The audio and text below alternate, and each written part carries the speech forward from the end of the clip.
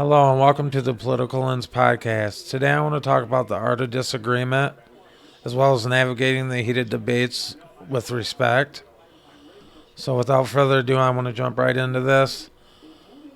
The art of the disagreement is one of the most underlined yet essential skills in modern society, particularly in an age where communication is instant and emotions are amplified. Society, particularly in the age and the ideological identity has become inseparable from personal identity because disagreement today is no longer treated as difference, its ideas, but as challenges to one's morality, their intelligence, or every right has every right to exist within a conversation. And this shift has transformed debates from opportunities for mutual understanding into battlegrounds where the primary objective is to no longer show truth or clarity but dominance, validation, and social alignment. But historically, disagreements is understood as a necessary mechanism for progress. With philosophical debates in ancient Greece to the Federalist and Anti-Federalist arguments that shaped the United States Constitution, where opposing views were not only tolerated but were required to test ideas against reality. Yet in contemporary culture, disagreements are increasingly framed as harm, and this framing fundamentally alters how people communicate.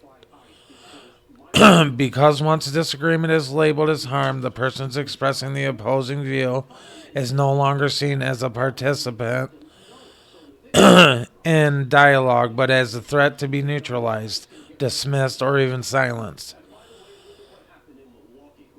This transformation has dialogue, but as a threat to be neutralized.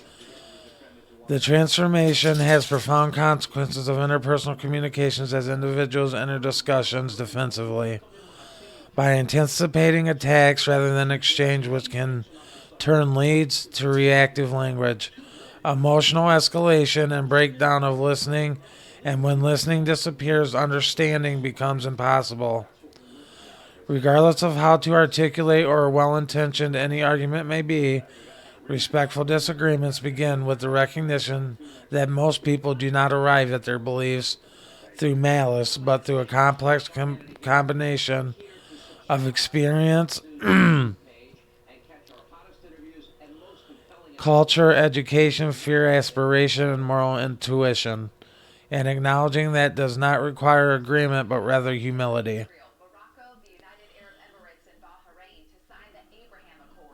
The understanding that one's own perspective is necessary or incomplete and which shaped by limitations that are often invisible to the person holding them. A clear example of this breakdown can be seen in political debates where conversations about immigration, policing, healthcare, or education quickly devolve into accusations of ignorance or cruelty, with each side assuming the worst possible intent of the other, even though in many cases both parties share similar underlying goals, such as safety, opportunity, and dignity, but they do differ in how they believe those goals could be achieved. And then those shared values are ignored, the disagreement becomes dehumanizing rather than productive.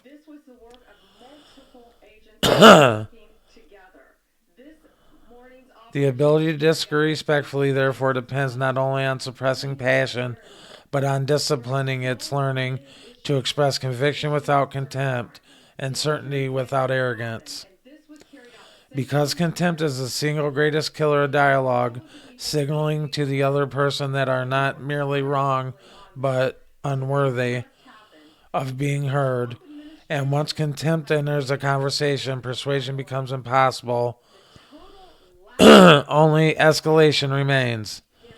Psychological research consistently shows that people double down on beliefs when they feel attacked, a phenomenon known as the backfire effect, which means that aggressive disagreement does not weaken opposing views, but it hardens them, creating a cycle in which both sides become more and more extreme. more isolated and convinced of their own righteousness, and this is precisely the respectful disagreement is not a concession but a strategic moral necessity. For any society that values pluralism and democratic stability, respectful disagreement also requires clarity and distinguishing between ideas and identity, and a distinction that has eroded significantly in recent years. I'm sorry, my throat's dry.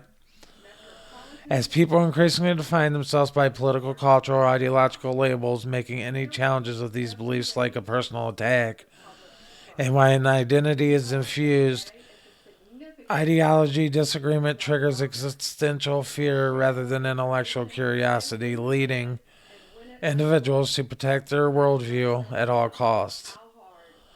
Every or even when evidence or reason might suggest revision and breaking the fusion requires conscious efforts to frame discussions around ideas and provisional and revisable rather than sacred and immutable. One effective technique of navigating heated debates is steel manning rather than straw manning, meaning that instead of misrepresenting an opponent's argument at its weakest form, when articulate, it is its strongest possible version before responding, which not only demonstrates good faith but also forces a deeper engagement with actual substance of the of the substance disagreements. And when people feel articulate, understood, they are far more willing to listen in return, even if ultimately remain unconvinced. Another essential element is emotional regulation, because disagreement often triggers psychological stress responses, such as increased heart rate and adrenaline, narrowing your cognitive bandwidth and reducing the ability to process or nuance, and learning to pause. Slow speech and acknowledge emotional reactions without surrendering to them allows for conversation to remain grounded rather than reactive. A skill that is particularly critical in public discourse where primitive outrage often rewarded with attention and social approval. Respectful disagreement also involves recognizing power dynamics within conversations, as not all disagreements occur between equals in factors such as social status, professional hierarchy, cultural background, or historical context. It can influence how safe individuals feel expressing dissent, meaning that respect sometimes requires restraint rather than rebuttal. Creating a space of voices that might otherwise be overshadowed rather than domination. The exchange through rhetorical force alone. Not mere pretending all viewpoints are equally valid, but it does require engaging opposing views with honesty, evidence, and popularity, addressing the argument being made, rather than substantiating it with more convenient targets, and resisting the temptation to score points for an audience rather than seeking genuine understanding. In families, workplaces, and communities, the inability to disagreement respectfully leads to the avoidance of silence, a rupture of people choose dissent over discomfort, yet this avoidance comes at a cost, eroding trust and cohesion over time and leaving unresolved tensions to fester beneath the surface, whereas respectful disagreement through uncomfortable strengths relationships by demonstrating that connections does not depend on uniformity of thought. In digital spaces where anonymity is algorithmic, incentives amplify hostility. The art of disagreement becomes even more critical as social media platforms reward certainty, outrage, and simplification over nuance and humility, which is encouraging users to profane identity rather than explore complexity, and resisting this pull, which requires intentional communication choices, such as asking clarifying questions, acknowledging partial agreement, and disengaging when conversations become acknowledged, partial agreement, and disengaging when conversations become performative rather than substantive. Ultimately, the art of disagreement is not about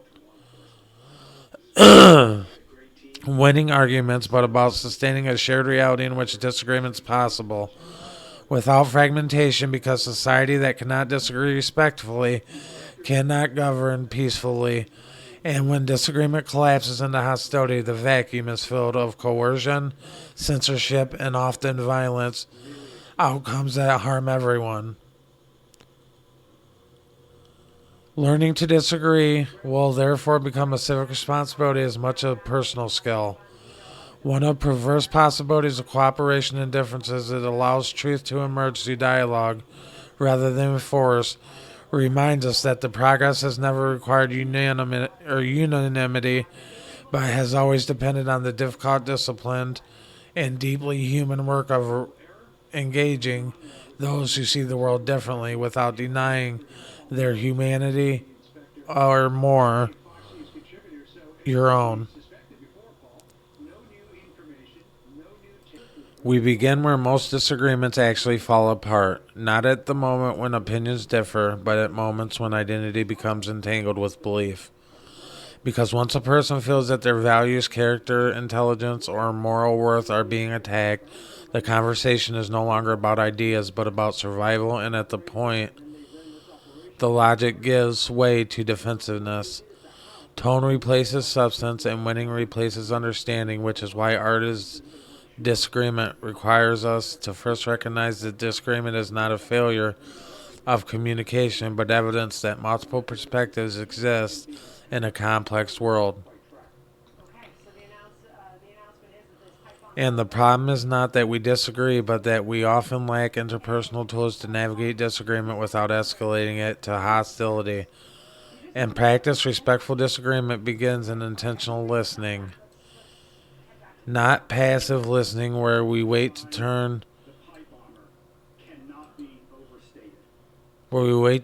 to speak, but active listening where we seek to understand what the other person actually means rather than we assume they mean.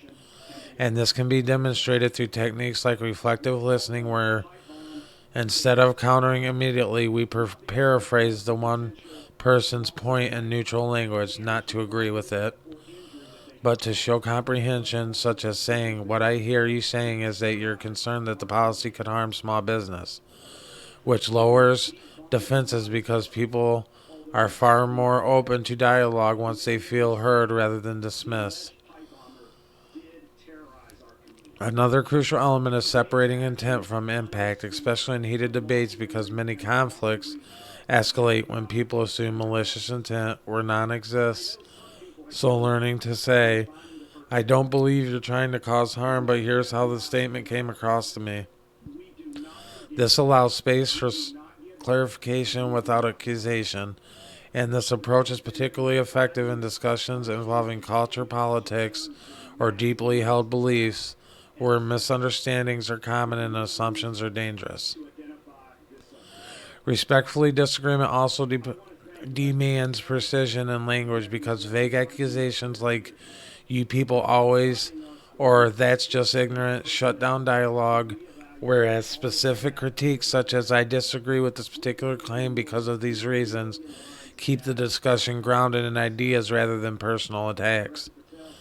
And this distinction matters because humans are neurologically wired to respond to perceived threats, meaning one's meaning one somewhat feels attacked, their brain shifts to fight or flight mode, making persuasion nearly impossible. Equally important is recognizing emotional escalation in real time, both in ourselves and others, knowing when to pause, because stepping back from a conversation to cool down is not a weakness but a discipline. And often the most respectful move in a disagreement is to say, "I think we're both getting heated. Let's revisit this later." Which which preserves a relationship and allows rational thought to return. The real world examples illustrate this clearly, whether it is for discussion during holiday where political differences surface, workplace debates over policy and ethics, or online exchanges where anonymity amplifies aggression. And in each case, the same principle applies. Acknowledge the other person's perspective and avoid absolutist language. Stay curious rather than combative. And remember that the goal of disagreement is not dominion, but understanding. Even when agreement is not possible, another advanced skill is also respectful disagreement, is steel manning rather than straw manning. Meaning, instead of attacking the weakest version in an opposing argument, we articulate the strongest possible version of it. Before offering our critique, which demonstrates intellectual honesty and builds credibility, and when people see that understanding their positions fully, they are far more likely to reciprocate and consider the viewpoints in return. Additional learning to ask better questions transforms the debates into dialogues because questions like what led to the conclusion or what evidence that changed your mind shift the exchange from the confrontation to the exploration. And even if minds are not changed, immediately seeds of reflection is planted that can grow over time. It's also essential to recognize that not all disagreements need a resolution because mutual respect does not require consensus, and sometimes healthiest outcome is agreeing to disagree while maintaining your dignity, which is a skill increasingly rare to culture that rewards outrage certainty over nuance and humility. And public discourse, media, and social platforms that are becomes even more vital because algorithms amplify the extreme positions.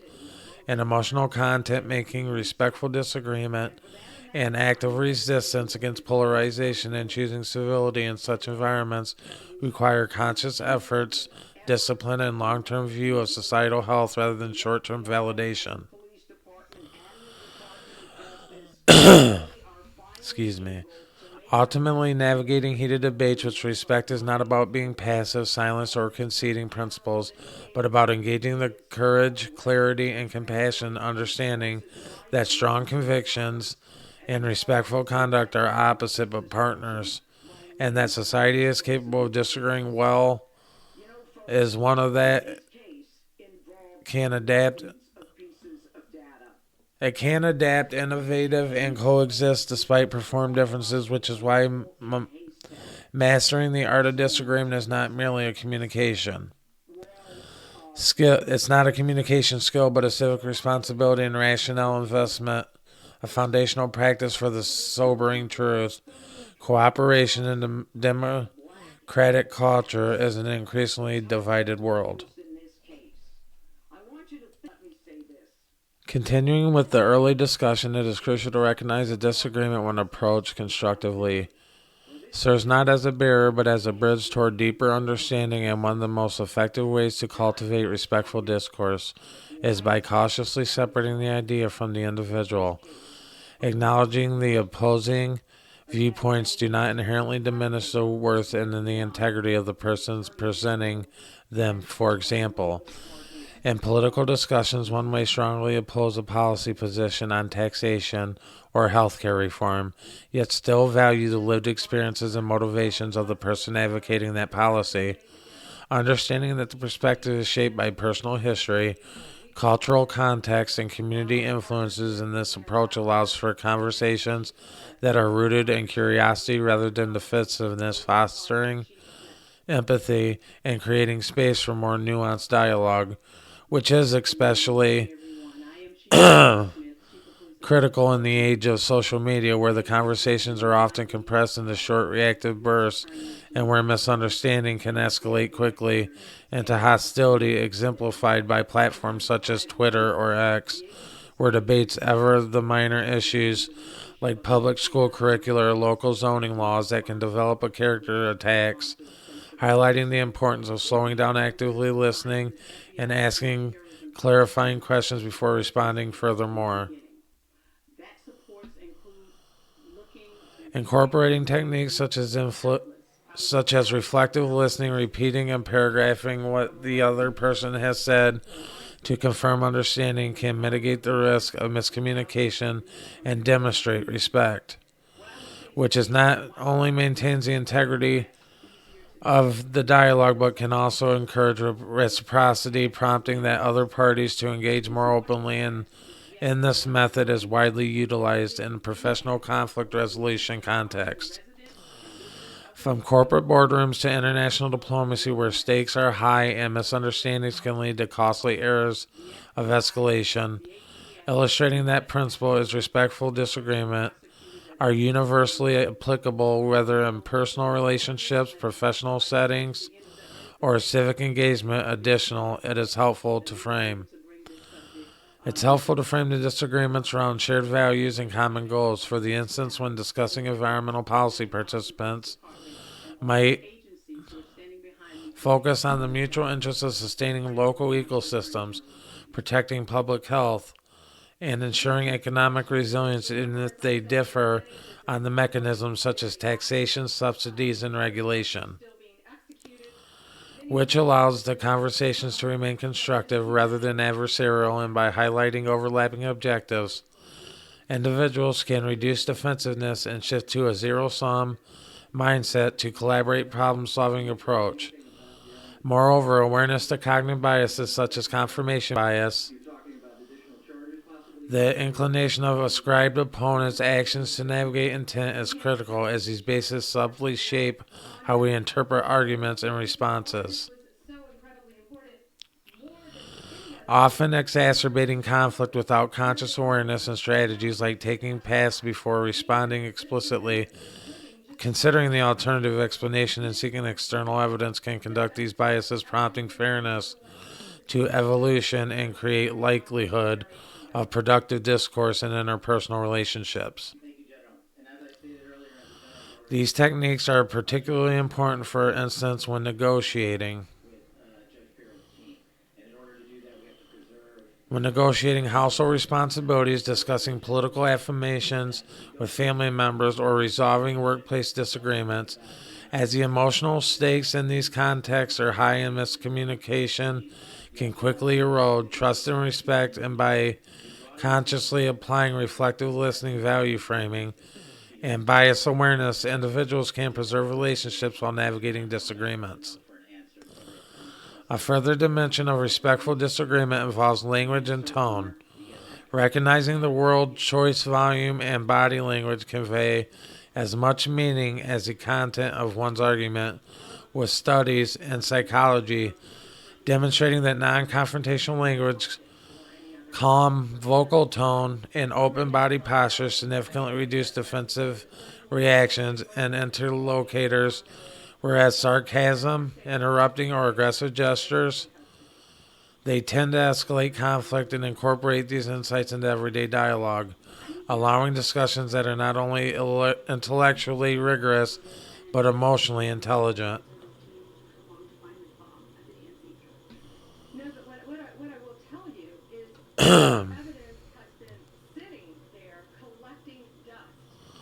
Acknowledging the difference communities have varying norms and communication authority and conflict resolution that may be considered assertive in one culture, which could be perceived as aggressive in another. Highlighting the need to sensitively adaptability and a willingness to learn from interlocutors, which not only deepens understanding but it also fosters inclusivity and equity in dialogue. Finally, it's important to embrace the mindset that disagreement is not a failure or a threat, but an opportunity for growth, insight, innovation, and diverse perspectives often illuminated blind spots, challenging assumptions, and sparking creative solutions.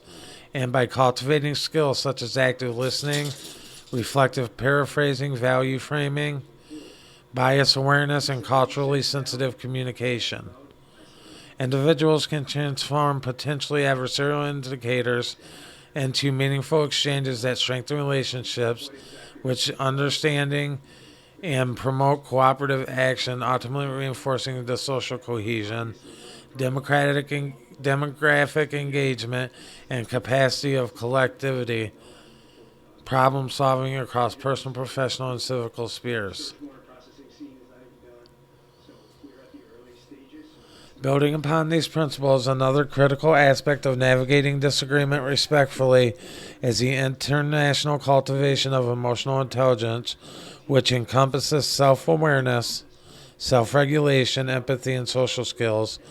following individuals to recognize their own emotional triggers, maintaining composure under stress and responding thoughtfully rather than react impulsively, which, for example, in political debates or discussions about controversial social issues, participants who participate in emotional regulation can avoid escalating conflicts by pausing before responding to provocative statements rather than perceived slights, and empirical research support that emotionally intelligent communicators are more persuasive, fostering trust and sustained collaborative relationships even in high-stakes disputes.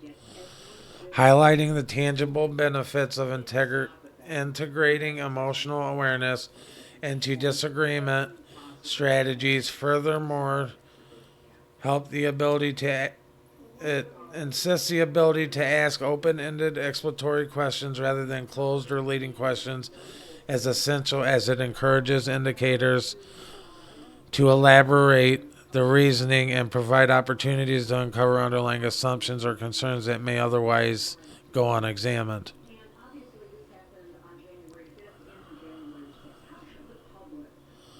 Why do you think the policy is good? One might ask. Can you help me understand the principles of experiences that led you to support the policy?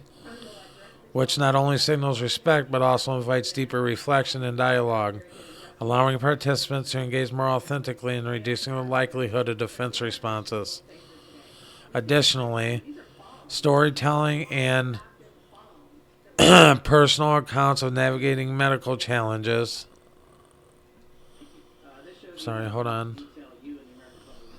Financial burdens or caregiving responsibilities, helping each party to see the human dimensions beyond statistics and partisan talking points, and creating a space where disagreement is framed as mutual problem solving rather than antagonism. It is also important to develop the skills of summarizing and validating opposing viewpoints, which involves articulating the other person's position, articulate and acknowledge the legitimacy of their concerns, even if the ultimately disagrees. This practice, sometimes referred to as active validation, which signals attendance and respectful diffuse tension and increase the likelihood that others will reciprocate with similar respect, creating foundations for constructive negotiation to compromise. Equally essential is recognizing and addressing the influence of the group dynamics. Social pressure and online echo chambers, which has amplified polarization and reduced the perceived necessity. Civil discourse, as individuals often align their statements and attitudes with their group, which demonize our group perspectives, and consciously resisting these pressures by modeling reasoned, empathetic, and evidence-based engagement and encouraging others to follow suit.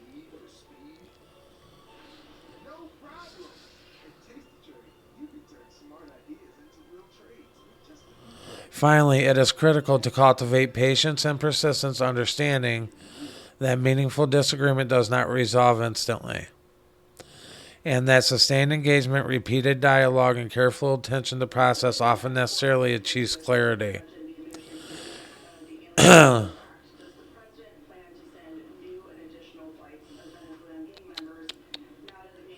The art of disagreement, when executed with care and respect, is foundational not only to personal growth, but also to the health of organizations, communities, and democratic societies at large. As I bring this discussion to a close, it is essential to remember that disagreement is not a threat of connection, understanding, or progress. It is in the fact of opportunity. The way we engage with differing perspectives defines not only the quality of our relationships, but also the health of our communities, workplaces, and society at large. By practicing active listening, embracing empathy, regulating our emotions, and approach every conversation with humility and curiosity, we transform conflict into collaboration, opposition into insight, and tension into growth. Respectful disagreement is not only winning or losing, it is about seeking understanding and finding common ground, and building bridges where others see walls. Whatever we are navigating, personal disputes, professional negotiations, or national debates, the principles we've explored, reflective listening, shared value framing, and storytelling, and a mindful communication empower us to engage with courage, intelligence, and integrity. In doing so, we not only honor the perspectives of others, but also deepen our understanding and we sharpen our critical thinking and contribute to the culture of dialogue, respect, and collective problem solving. Let us leave here committed to the art of disagreement, not as a weapon, but as a tool for connection, growth, and shared progress, knowing that every conversation approached with respect and openness brings us closer to a more informed, compassionate, and united world. Thank you for watching. Until next time, we'll see you later.